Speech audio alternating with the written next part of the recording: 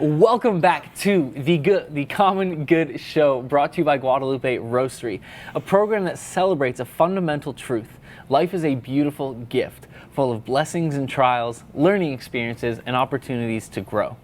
This is a show that celebrates the little yet profound influences in our lives that add value, improve our outlook, and encourage us to appreciate everyday blessings from God.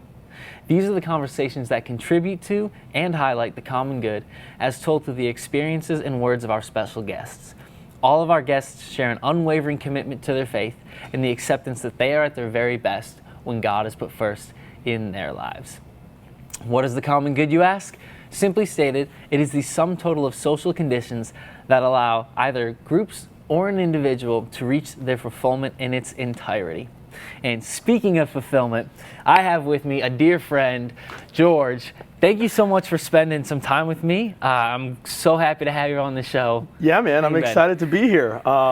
This is... I was telling my team today, I was like, yeah, I'm going on a podcast. They're like, really?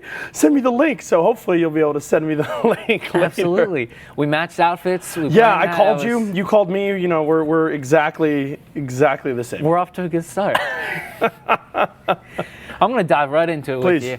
What is one little thing in your everyday life that for you acts as an example or reminder of God's faithfulness to you? Yeah, that's a really good question. I mean, I thought about it a lot, right? Yeah. When we first chatted. There's a couple things, and it just reminded me again this morning when it happened. So, I have a 3-year-old, a 3-year-old son, Matthew.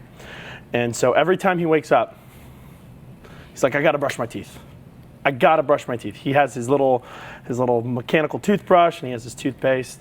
And so he brushes his teeth in one sink and he wants me to brush my teeth next to him. So that, I think every single morning, that's just a great reminder. Number one, to brush my teeth. Yeah. And, then, and number two, just kind of the gift that God has given me as a dad and as having a son in Matthew. And then I'd probably say the second thing is also with Matthew, is that when he leaves, because I work from home, when he leaves with Katie, my wife is Katie.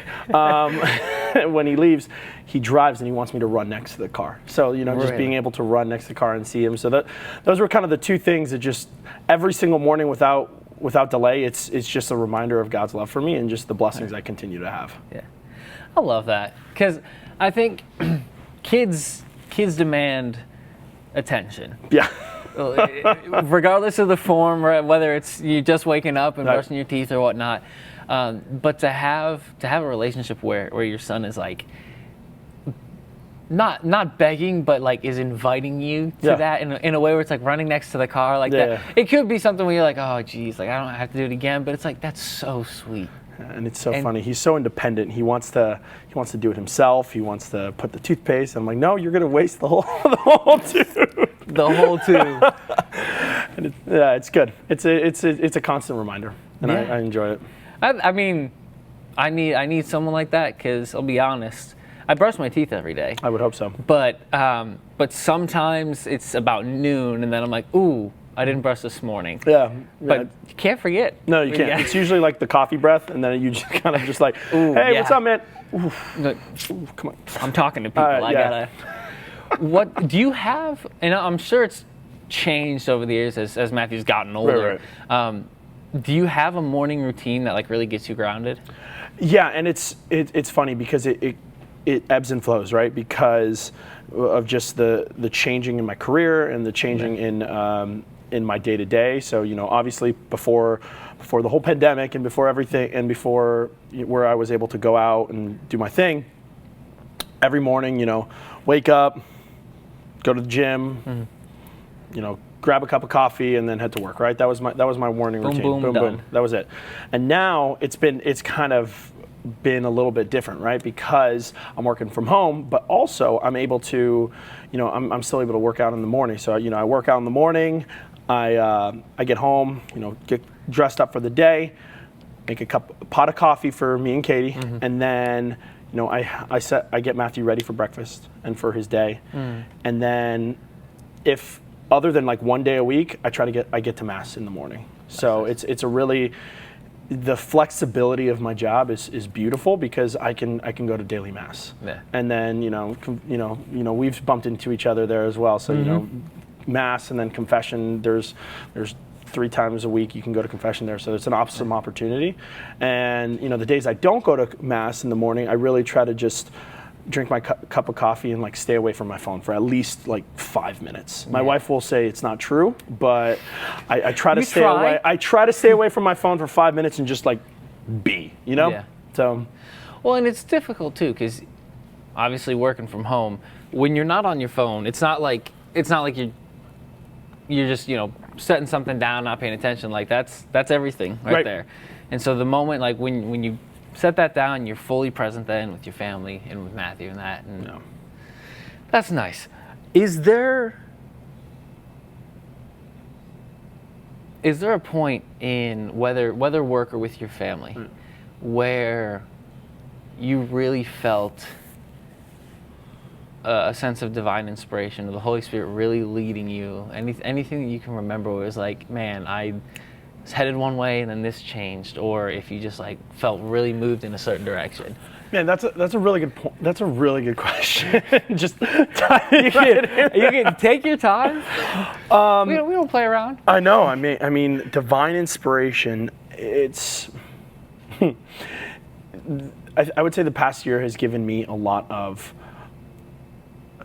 I would say, just an eye-opening in God just saying, hey, you need to trust me more, right? And as a guy, we really like to be in control, right? Yeah. We really want everything. Guilty. It's like, all right, I'm gonna wake up, I'm gonna do the dishes this way, or I'm gonna, I want to, when we drive, I need my technology, I need to plug in my phone so I can see my GPS and my podcast and all this stuff. But with my job, it was a lot of like, I'm gonna have to work my tail off and just be able to let go, right? Yeah.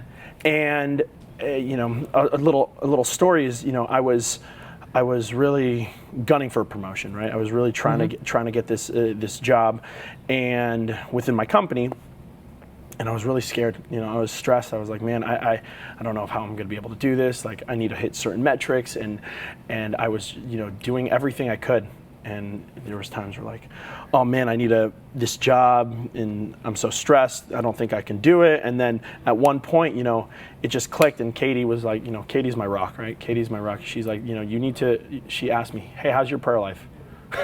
That question just like hits you like a Mack truck, because when you're struggling the most, the thing that's the most important that you need to do, that your prayer life, it just kind of goes out the window, because you're like, I need to control everything else. Yep. But your prayer life, so it's always just like a kick in the pants. Like, hey, your prayer life stinks right now, and you need to get back into it.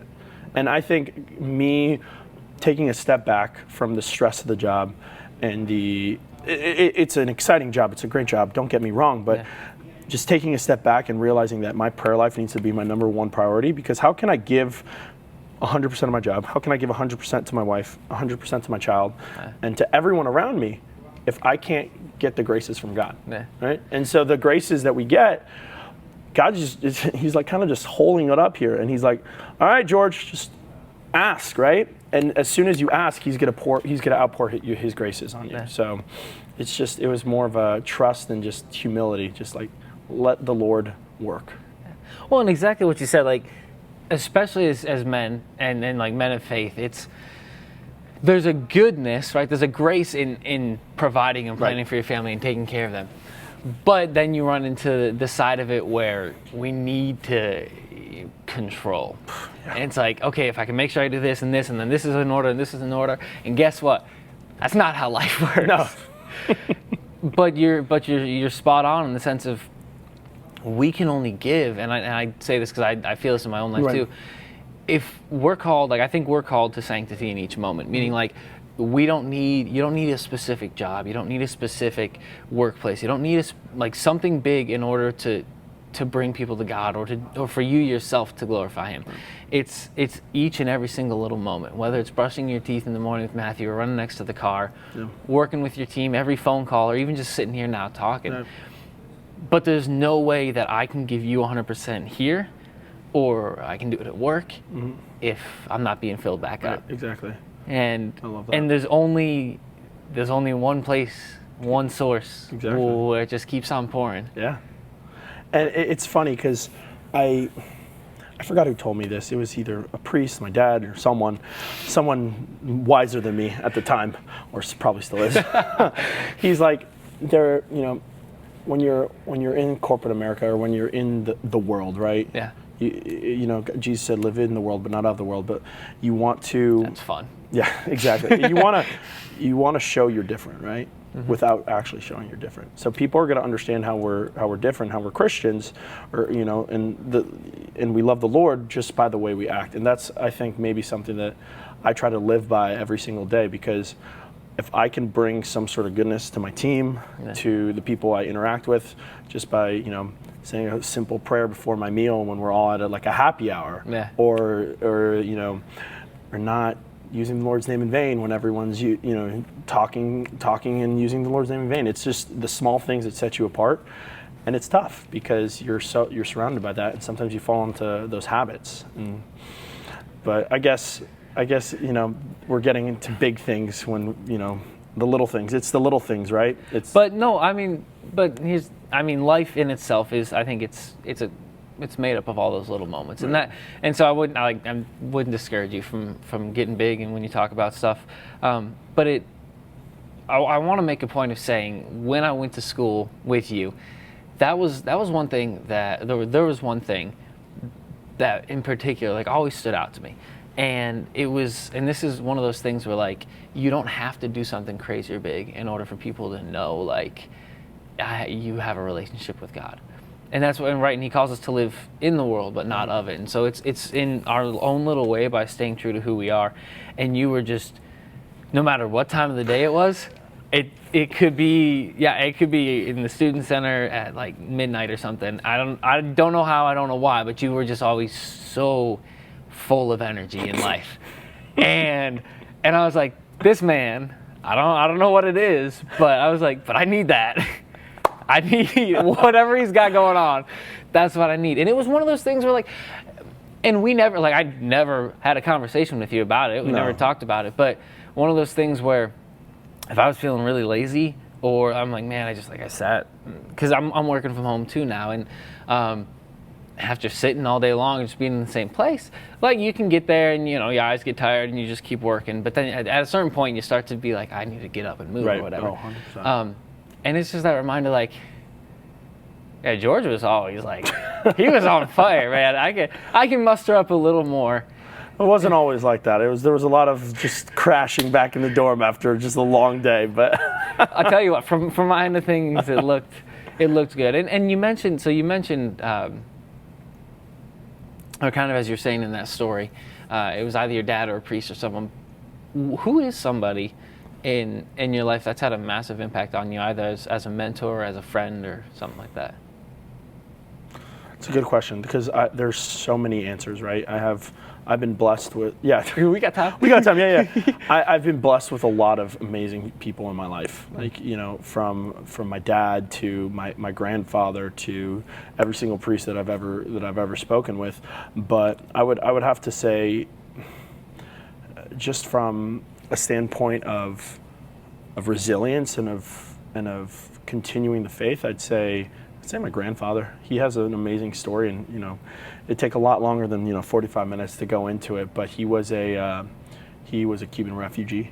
Okay. And he played basketball for the Olympic national team in Cuba, and and he had this whole story of trying to get out of Cuba and getting back to getting to his then girlfriend, now my grandma. Mm-hmm. And he has just been a rock in the foundation of our family, just because he is, he's the deacon. He married Katie and I, and we call him the deacon, and it's that's awesome. And he's just been such a strong man of faith. And now that he's retired, he spends hours in front of the Holy Sacrament, in front of Jesus, and he prays for everyone, his great grandkids, children, the whole family. So I would say he's probably one of the biggest impacts in my life in my first 20-something years on this earth. So was he, when you were growing up, was he pretty constant? Yeah, in your life? he was there a lot. You know, we would visit him. You know, I remember I read his book. He wrote a book, and it's in Spanish and English. And he always told me, he's like, "You're the only grandchild who ever read it in both English and Spanish." And it was funny. So I was like, brownie points to myself. Yeah. But he was a constant, and I would say that's one of the big impacts in my life, is just wanting to be a pillar of faith like he was. He is, excuse me, he's still with us. Oh, Lord. Oh, gosh, sorry, Abel. as of a couple minutes ago? Jeez. So, yeah. Are there obviously his faith is a big part of it. As far as like just everyday life, are there things about him that you saw in like the daily life that you admire as well? Or is it kind of like all encompassing? I would say it's all encompassing, because, you know, he lived in Miami and I lived in like Naples or Tampa, and so it was tough to see him every day. But, you know, when it comes to the every single day of my life, I do remember growing up and seeing my dad just pray every single morning, and seeing him devote the first half hour of his entire every day to the Lord was always just a huge impact. And it's helped me to see a little bit more like, hey, maybe I should be doing that more every single day.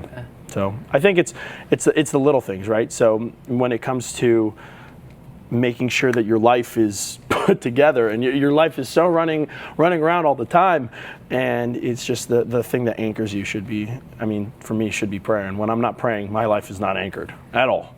I'm everywhere all the time. I feel you on that one. Yeah. That is, it's one of those things, just as you go, right? Because, and kind of bringing it back around to what you were saying before, we have a tendency, like it's a good thing to pursue work and pursue success and trying to be better, to build for your family and all that sort of stuff. And what an incredible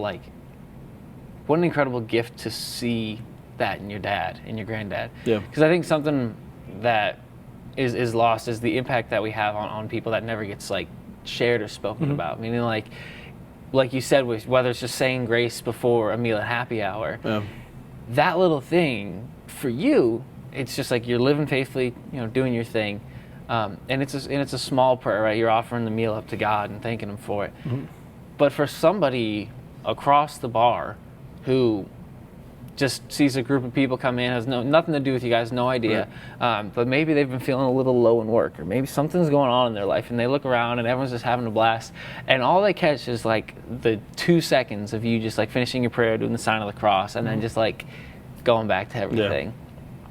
That in and of itself like has a ripple effect. And we don't always get to see it, but I think like truthfully, that and then all of prayer life. That reminds me of a story. Go for it. So have you heard of the story of like of the stadium in heaven, right? Have you heard of it? Okay, so no, go. This is one of my favorite stories of all time. It's so this man, right? He goes up to the pearly gates, and he goes and sees St. Peter, and St. Peter says, "Welcome to heaven. You know."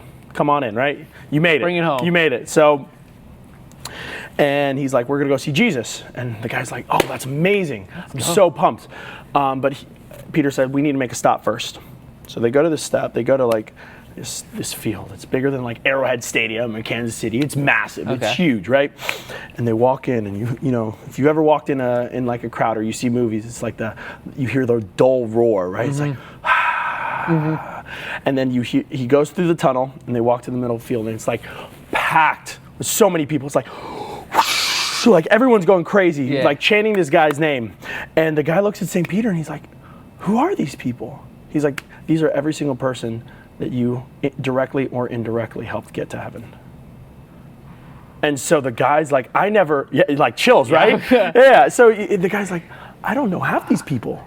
And he's like, but that's the whole point. Like, the ripple effect. You did one thing for one person, changed that person's life. That person brought so many people to heaven.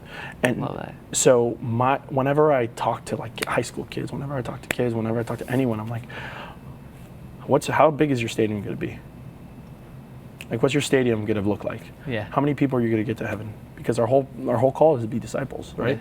And just like you said, it's the little thing, it's the ripple effect. So for me, I want to bring as many souls to heaven as possible. And if it's like, first I have to get me there.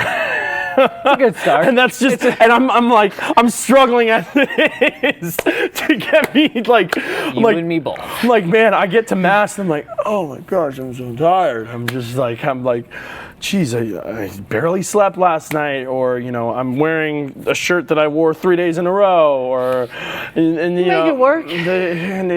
But sometimes it's we don't want to go through the motions, but like we want to be there in front of our Lord, because the effort is seen.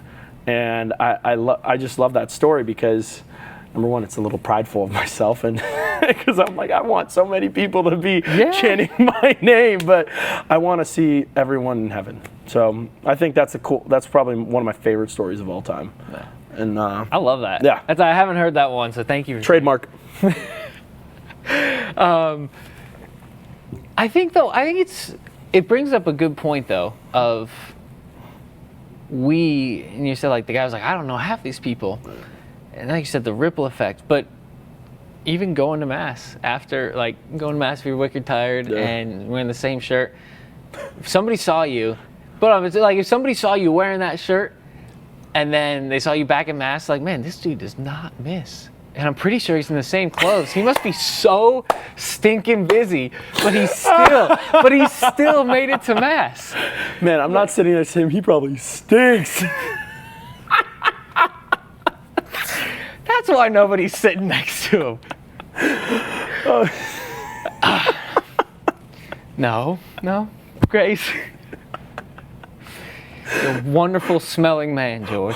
Lock it in. Thank you. I use deodorant every now and then. I do too. That's great. Nice. It's a little thing every day. It's a little helpful. Is your son at that age where he's self-aware yet of hygiene? No. Okay. He does. He gets in the shower. He's like, after dinner, he knows he has to wash his hands. Okay, that's good. Because his hands are just filthy. And he's like touching the wall, and he's just like, and then he like runs back. He's like, my hands are washed. His hands are soaked, and I don't even want to see the sink or the floor because it's probably soaked. But self-aware enough, like he's like, I think he wants to get in the shower because he or the tub because he likes it, and then he doesn't really like. It's not a smell thing. He just likes to pump as much soap out of the thing as possible and play around in it. He's a 3-year-old. It's natural. Yeah. Pass the terrible 2s. What they don't tell you is just there's the 2s and then the 3s and then the somewhat terrible 4s, and the 5s are hopefully better. I'm not there yet, but we'll figure it out. Just keeps growing, and then you can become a teenager. That's what I heard is the best part. Oh, okay. Although at that point, old enough where you can tell him to do stuff, so he's helpful. I'm just really excited for him to like be able to do the dishes. I hate the dishes. That'd be nice. And it's not like you can get around it either, because you're at home all day long. That's the same argument Katie says. It's like, I'm like, hey, let's clean the house. She's like, you're home all day. I work. You're home all day. You can clean. I'm like, yes, you're right. You're right. I mean, I should. And that's, I think, one of the little things too. It's like, hey, it's a sacrifice. Like, the whole social norm, and I'm not here to get like woke or anything like that, but the whole social norm of like men go out to work and the women like that's not true. Like that's not true. Like it's marriage is well, it's not how it's playing out, not how it should play out, but it's like 100. Like marriage is never 50-50. It's 100%, 100%. Whether it's 100% when you're at home and working and you have time to do the dishes instead of like watching ESPN or folding laundry instead of like scrolling through your phone on your lunch break. Like it's the little things, right? It's the small sacrifices that you make, and I'm not patting myself on the shoulder, but it's something that I 100% lack in. Like 100%. Like I remember, like last night we were just like I was up just folding laundry while Matthew was like passing out watching a Pixar movie, because it's just the life we live, and I'm not complaining. I'm sorry. No, it doesn't. It doesn't sound like you're complaining, and I think it's. I was about to copy you, and I was like, go for it. Hold on. There we go.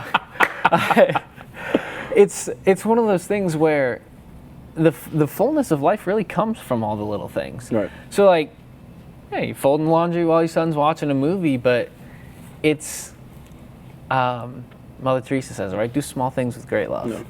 And that's just one of those small things. It's whether you're doing laundry, it's whether, you're doing dishes while your wife's away at work, and you're working too at the house. So like you're double dutying because you're it's not like you're just sitting there. So well, yeah. Well, sometimes. Okay. It's not constant. That's fair. What's something as far as like work goes? Right.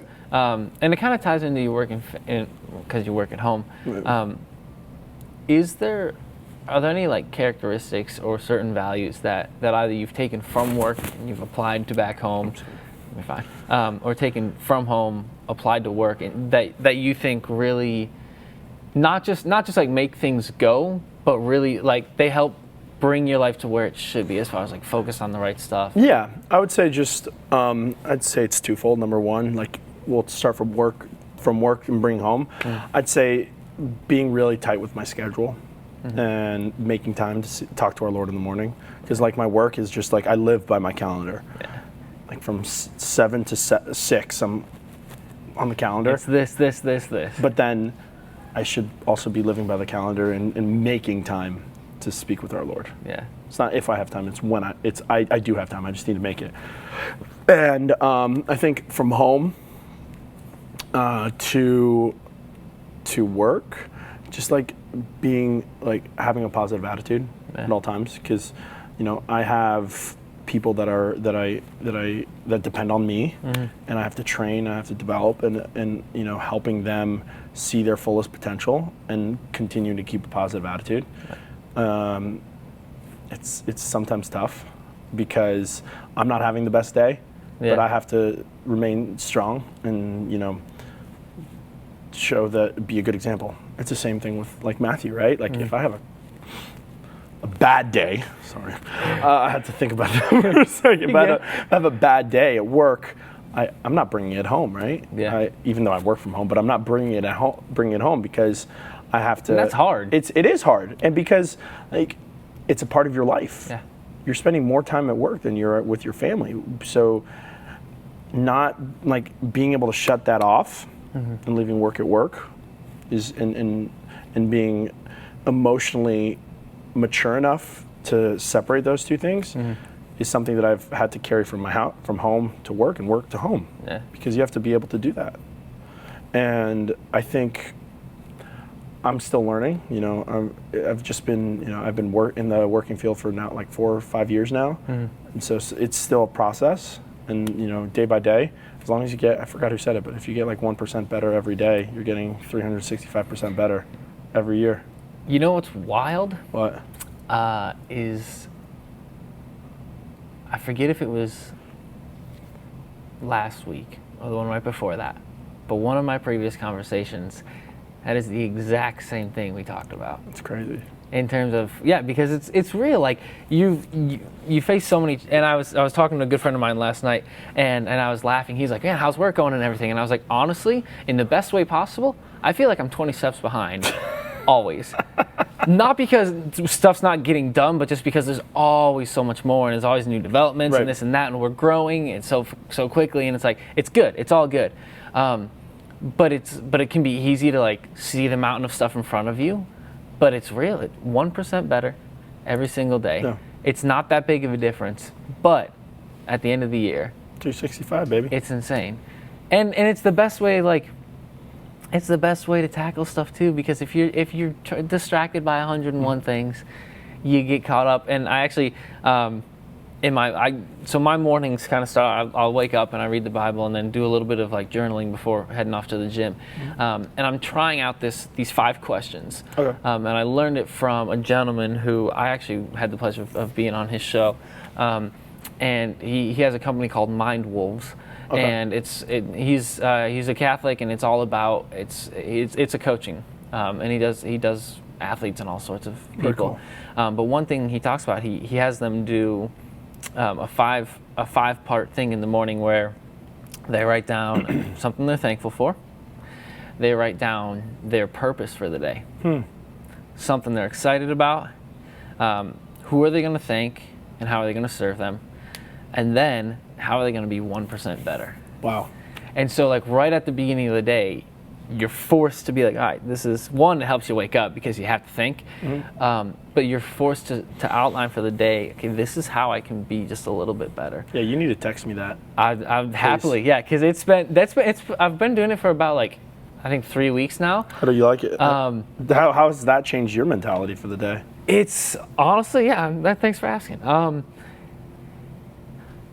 It's forced me to be more intentional about my day, because if I write on there, I'm going to thank this person and serve this person in this way by doing this. I got lazy for a couple days in the middle where I was like, I'm going to thank and serve one person in specific. That's what I wrote. And I was like, all right, man, that's write down. All right, you're coasting, buddy. Yeah. But in writing down who I'm going to thank and who I'm going to serve, one, it puts me in the mindset of like being thankful and serving people, because then I'm thinking about those opportunities. But it also, like, yesterday I planned on working on a specific task from 8 to noon. It was 3:45, still working on it. And because it just kept, like I was saying, it just kept building. It was good, stuff was getting done, but we kept getting, and I had people who were responding right back, and it was good, but it kept taking time. And I had written down, this is how I was going to serve. I was going to vacuum the entire first floor for my mom and my dad.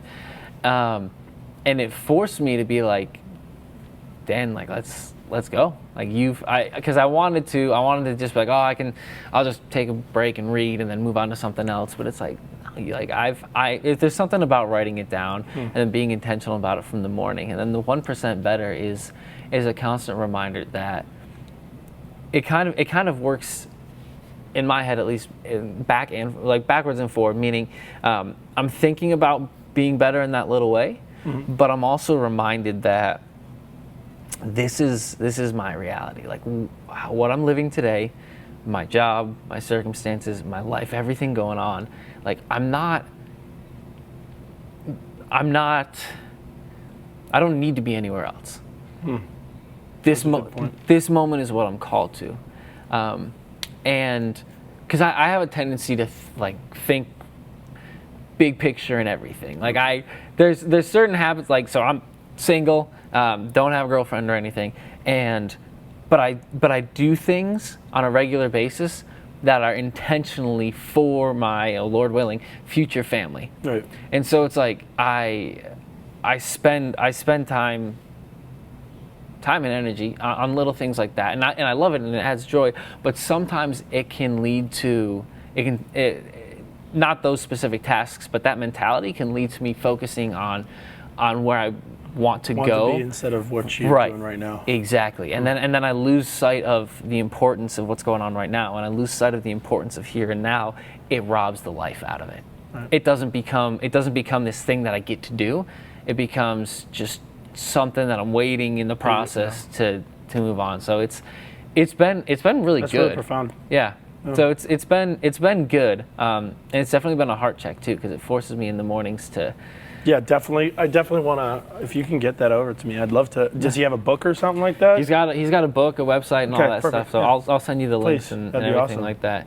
But yeah, it was good. It was very good. And I talked to him on the phone about it, and he was explaining to me how, specifically with athletes, he was like, it works really well because, so for them, and they're so used to everything they do is focused on the physical aspect of their life, because they're go. And he's like, it forces them to stop and think outside themselves. How'd you get 1% better yesterday, Dan? Ooh. I'm trying to think of what I wrote.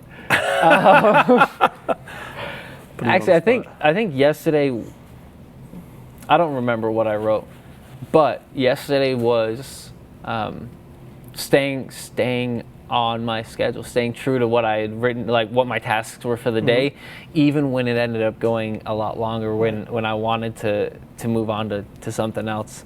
Because that's something I've learned working from home. That's actually, you don't, I don't know where I saw it. It's not my quote, but someone said, like, there's no such thing as wasted time. Right. It's like, you have time, you have a limited amount of it. It's just like money. How are you spending it? He's like, it's a tool. Don't ever say wasted time again. He's like, how are you spending your time? And when you think about time like spending dollars, he's like, you're going to think about things a little differently. That's big. And I was like, yep, because the 45-minute episode of Ted Lasso or whatever. Right. But the time spent watching that, which I'm not saying there's nothing bad about leisure, and leisure in itself is a virtue, which is another great book if you haven't. Okay, I haven't read it, but I've heard of it. So great book. Great book. Very necessary. But like if I've got stuff that I need to be addressing, like I'm not wasting time. I'm spending my time, and I'm not spending it on something that's pointing me the right direction. Right. So, because at the end of the day, you still have to get that thing done. Yeah. And now you're just prolonging the inevitable. Oh, and like you said with the promotion, it doesn't stop. Like it has to be done, and you got to make it happen. Right. So how are you going to make it happen? I'm so glad I found someone who enjoys Ted Lasso as much as I do. It was, it kind of reminds me because I've lived overseas for a little while, and so it's cool because it reminds me, like a lot of the stuff that the scenes and the settings bring me back to that. So it's a little bit of nostalgia for sure. It's also, it's a good show. Yeah, it's a funny. Show. Football is life. Football is life. Danny Rojas. Okay, when he was standing in the shower praying the rosary, he was like, "Oh, no, my phone." That was true. I lost that. I lost it. Part of me was laughing, and the other part of me was like, "Oh, I've done that. I've been there a time or two." Football is life, but it's also death. One of my coworkers watches that show, and every time we, he does something, I will literally something good. I'll send him like a Ted Lasso quote, and he just loses it. It's very good. And I actually that's a good point because he does a very good job of, and obviously it's not a religious show whatsoever. But he does a very good job of, I think, something that we could all kind of do a better job of reflecting, is focusing on others. Yeah, he does. He spends, and it's something that I think we can all do. At least I won't say we, because I'm not calling anyone out. I can certainly do better. We can do better. I won't speak for you either. No, I'm speaking for myself. It's fine. But I can certainly do a better job of spending my time for others, and not necessarily like out of the way of what my duties are, but am I doing that, and is it serving other people, or is it just something that like Dan wants? Yeah, he's a very in the show itself. He's a very selfless individual, and it's very cool to see how much he cares for the person in front of him. You talk about the little things, right? Like biscuits. The biscuits. He makes shortbread biscuits like every single day, and brings them to his boss. Like, it's the little things in life that set you apart. Because, for example, like I just lost my thought. I apologize. You're good. It's like Katie always helps make the bed in the morning. Like, that's a little thing that we do. And that means, like, she doesn't know that. She probably will. I don't know if she'll watch the show. Hopefully she does, but she doesn't know that means like the world to me. Yeah. Like, it's something that just means a ton, because we're doing something together in the morning to like accomplish something, right? And we always have this thing, like I make the cup of coffee. I pour the cup of coffee, and I get the coffee mug that she used. If you follow her on Instagram, she like posts the coffee mug every single day. It's a different mug, but it's just the same picture. Okay. And it's a little thing of just it's our back and forth, right? It's the banter that we do, but it's also like a service, right? Yeah. So I just it is. Like, everyone talks about marriage, and I'm not the first one. I'm not the expert in any ways. I've been married for like 2 seconds, right? You're more expert than I am. Okay. So yeah.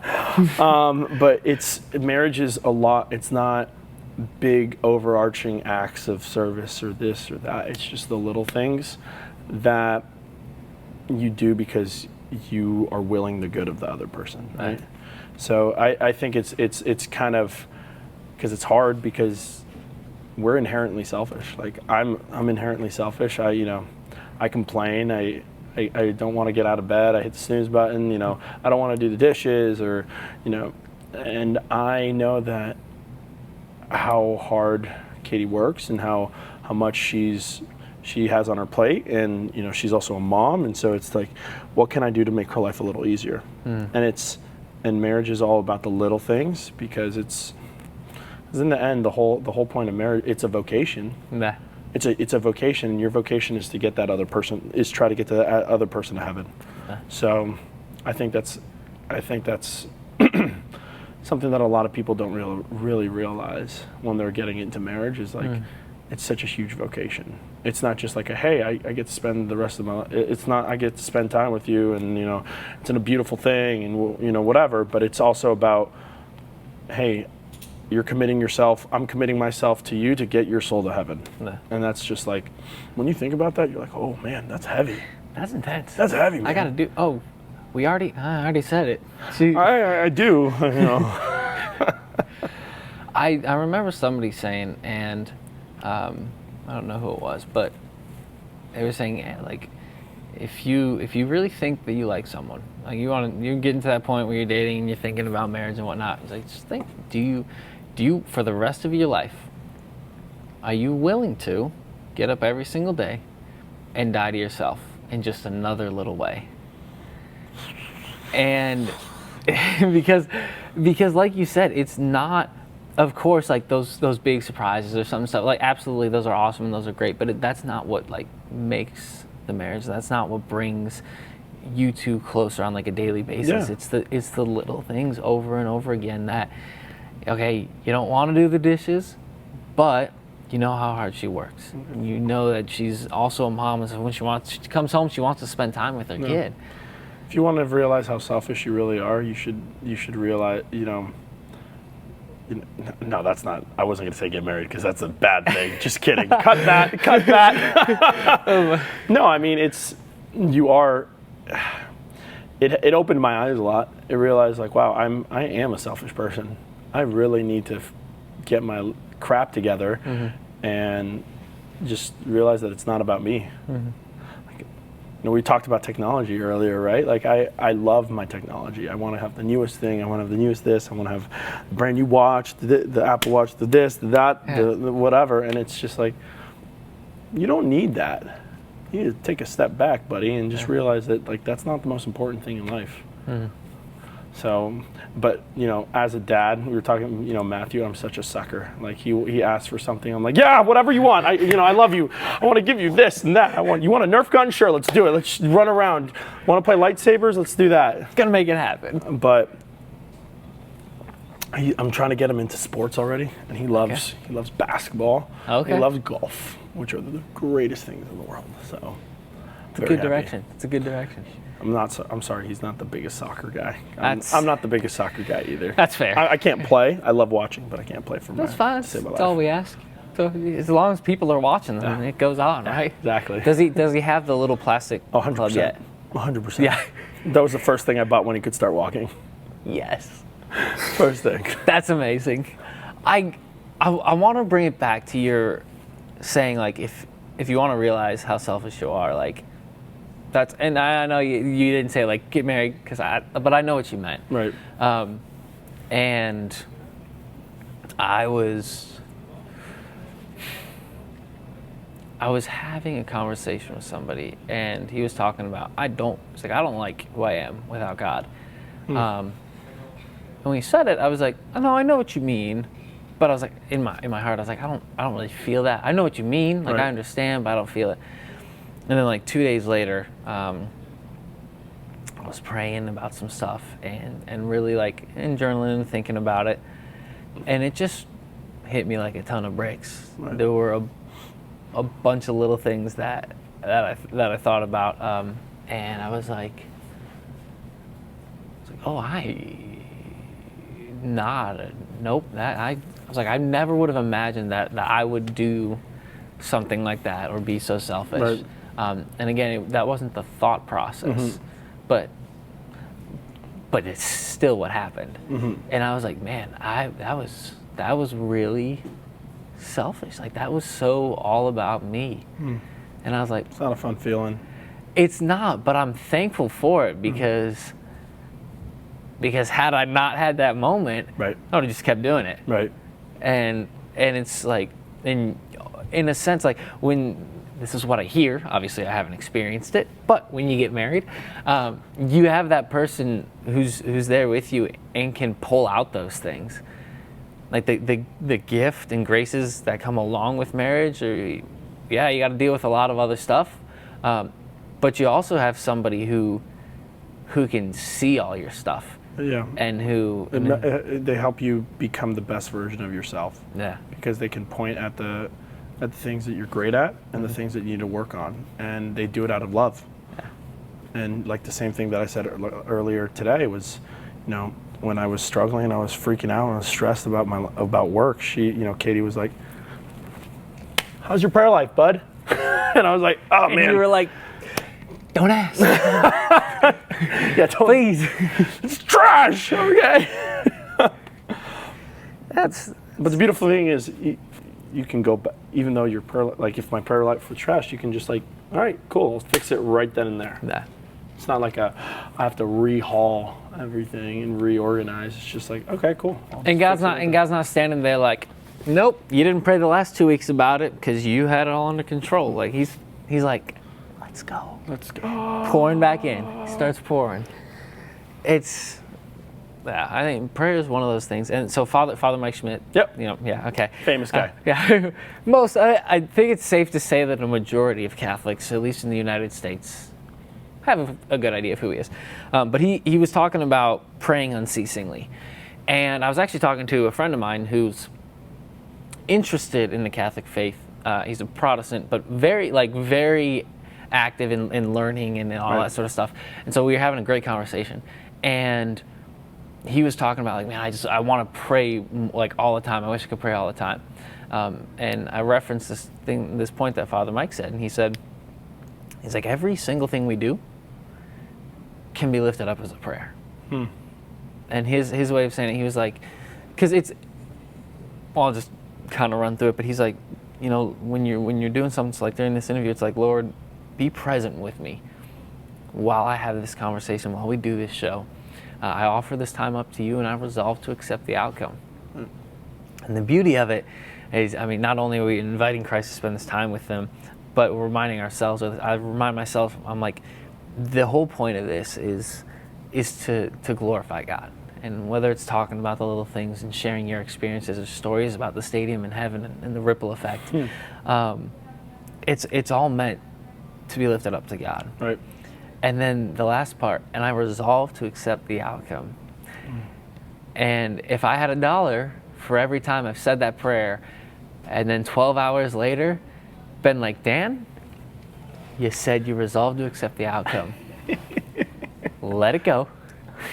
Like, move on. There's something new for you to do. Yeah. And it's a good reminder for me, one, that like it enables me kind of, when I'm doing something, then it's like, no, this isn't just going to the gym in the morning. And this isn't just holding the door for someone at the gas station. Right. It's something done out of love, and it's something done out of love for God. And then if poop hits the fan, then Lord, I resolve to accept the outcome, because you're gonna make it's crazy, but he can make good out of anything. He can. He's not. That's there's a song, and I forget what it's called, but basically at the end of it, it sings really softly during the outro. He's got the whole world in his hands part. It's like he's got the whole world, and I know the song. I just had to make sure. And I was sitting there in my car listening to the song, and I was stressing about something with work, and I was feeling like I didn't have enough time to get stuff done. And there's that saying, like, everyone has 24 hours in a day, and I was just like feeling like a victim for a second. And I was like, I wish I had more time or whatever. And that song was playing in the background. And I just paused for a second to listen to it. And I was like, what am I trying to do here? I was like, it's a gift and an opportunity to be working like I am. And he's got it under control. No. And I don't have to worry about it. And so it was like, okay, I guess I can let go for a bit. Yeah. Like it's gonna be okay. So that pretty much wraps us up as far as time goes. Okay. But I appreciate you coming on and sharing this time with me, sharing the stories with me, that conversation, getting to know a little bit more about the new golfer on his way. Yeah, that's right. That's right. Who's the young on the tour? He's the really young guy. Zalatoris? I think so. He was like Blonde second in the Masters. Yeah. Yeah. Oh my goodness. Zalatoris. Love that guy. It's gonna be Matthew, hopefully. Yes, sir. Hopefully. Thanks so much, George, man. That was awesome. Yeah, thanks, bro. Appreciate you.